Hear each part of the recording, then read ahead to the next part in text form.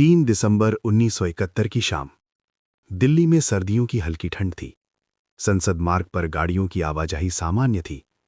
Radio पर खबरें चल रही थीं और देश के ज्यादातर लोगों को ये अंदाजा भी नहीं था कि कुछ ही मिनटों में भारत आधिकारिक रूप से युद्ध में प्रवेश करने वाला है। शाम लगभग 5:40 पर अचानक खबर आई कि पाकिस्तान ने भारत के कई एयरबेस पर एक साथ हवाई हमला शुरू कर दिया है। अमृतसर, पठानकोट, श्रीनगर, जोधपुर, आगरा, एक के बाद एक भारतीय हवाई अड्डों पर बम गिरने लगे। पाकिस्तानी वायुसेना के लड़ाकू विमान F-86 सेबर और F-104 स्टार फाइटर भारतीय सीमा के अंदर गहराई तक घुसाए थे। ये हमला था ऑपरेशन चंगेज खान। ये संकेत था कि युद्ध शुरू हो चुका है। दिल्ली में तुरंत आपात बैठक बुलाई गई। प्रधानमंत्री इंदिरा गांधी को स्थिति की जानकारी दी गई। भारतीय सेना प्रमुख जनरल सैम मैनेकशॉ, नौसेना प्रमुख एडमिरल SM नंदा और वायुसेना प्रमुख एयर चीफ मार्शल PC लाल तुरंत रणनीतिक चर्चा में शामिल हुए।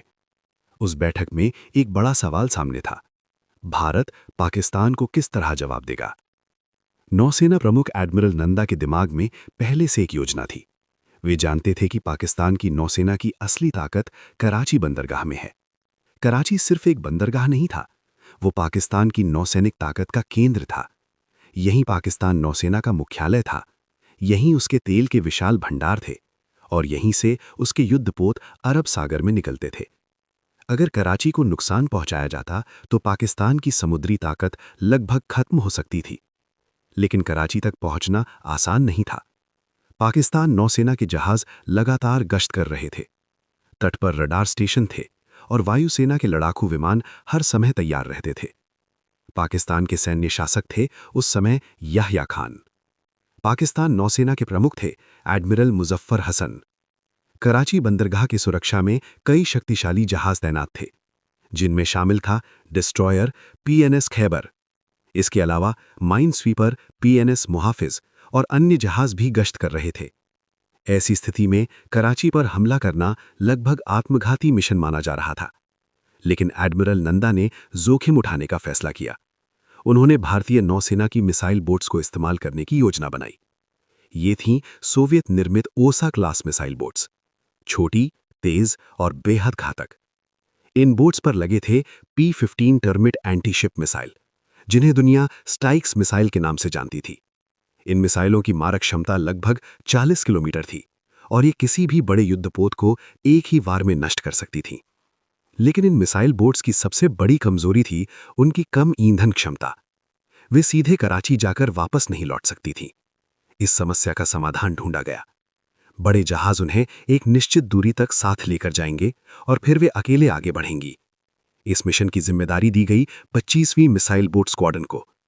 इस स्क्वाड्रन के कमांडर थे कमांडर बबरू भान यादव। उनके साथ 3 मिसाइल बोट्स चुनी गईं: INS निर्घत, INS निपट और INS वीर। इनके साथ सुरक्षा के लिए आगे पीछे चल रहे थे INS किल्तान और INS कच्चल। 4 दिसंबर 1971 शाम होते होते भारतीय नौसेना का बेड़ा अरब सागर में आगे बढ़ रहा था। समुद्र शांत था, लेकिन जहाजों के अंदर तनाव बढ़ रहा था। हर अधिकारी जानता था कि यह मिशन इतिहास बना सकता है या विनाश भी। रात करीब 10:40 INS निर्घत के रडार ऑपरेटर ने स्क्रीन पर एक बड़ा लक्ष्य देखा। पहचान की गई। ये था PNS खैबर। INS निर्घत के commander lieutenant commander Indrajit Sharma ने तुरंत निर्णय लिया। मिसाइल तैयार की गई। कुछ सेकंड बाद समुद्र के ऊपर से एक स्टाइक्स मिसाइल तेजी से आगे बढ़ी। कुछ ही क्षणों में एक भयंकर विस्फोट हुआ। मिसाइल सीधे PNS खैबर से टकराई थी। पाकिस्तानी जहाज के अंदर अफरा तफरी मच गई। लेकिन यह हमला यहीं नहीं रुका। दूसरी मिसाइल दागी गई। इस बार विस्फोट इतना शक्तिशाली था कि जहाज बुरी तरह क्षतिग्रस्त हो गया और कुछ ही मिनटों में समुद्र में डूबने लगा। इस बीच एक और लक्ष्य दिखाई दिया। यह था PNS मुहाफिज। INS वीर के commander lieutenant commander Om Prakash Mehta ने मिसाइल लॉन्च करने का आदेश दिया। कुछ सेकंड में एक और विस्फोट हुआ और PNS मुहाफिज भी समुद्र में डूब गया।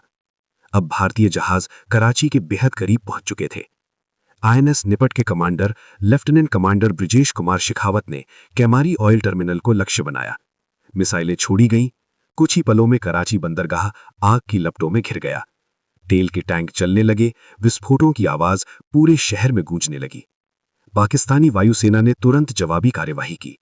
लड़ाकू विमान F-86 सेबर और F-104 स्टार फाइटर आसमान में उड़ान भरने लगे, लेकिन तब तक भारतीय जहाज अंधेरे में वापस मुड़ चुके थे। जब सुबह हुई, कराची बंदरगाह अभी भी चल रहा था।